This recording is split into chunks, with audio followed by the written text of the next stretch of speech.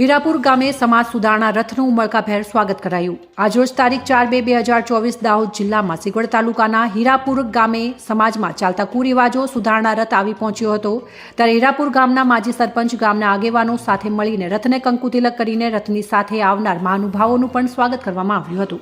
ત્યાર પછી એક મહાનુભાવોએ પોતાની આગવી શૈલીમાં ભાષામાં ગામ લોકોને સમજાય તે રીતે લગ્ન બંધારણ સુધારણાની ગાઈડલાઈન મુજબ સમજૂતી આપી હતી।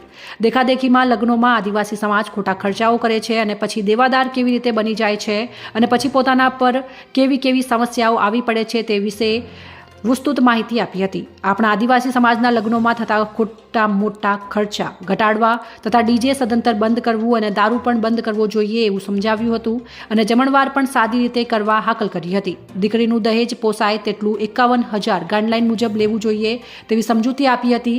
આ પ્રસંગે રથની સાથે આવેલ VM પારગી, FB વહુનિયા, પ્રવીણભાઈ પારગી, શામજીભાઈ કામોલ, પર્વતભાઈ ભાભોર, હીરાપુર ગામના વડીલો KJ ભગોરા, કિશોરી સબુરભાઈ ભગોરા, ફૂલાભાઈ, દલસિંહભાઈ, ખાંટ જીતાભાઈ, નીનામા ડામાભાઈ, સુરસિંહભાઈ, શંકરાભાઈ, દિનેશભાઈ અને વસંતભાઈ, બહાદુરભાઈ, કલ્પેશભાઈ, અરવિંદભાઈ, બક્ષીપંચ સમાજમાંથી પધારેલા બાબુભાઈ, ગણપતભાઈ અને ગામની બહેનો અને બાળકો પણ મોટી સંખ્યામાં હાજર રહ્યા હતા અને ગાઈડલાઈન મુજબ સંકલ્પ પણ લીધા હતા। કાર્યક્રમના અંતે ભોજનનું પણ આયોજન કરવામાં આવ્યું હતું અને રથનું રાત્રિ રોકાણ પણ હીરાપુર ગામે રાખવામાં આવ્યું હતું।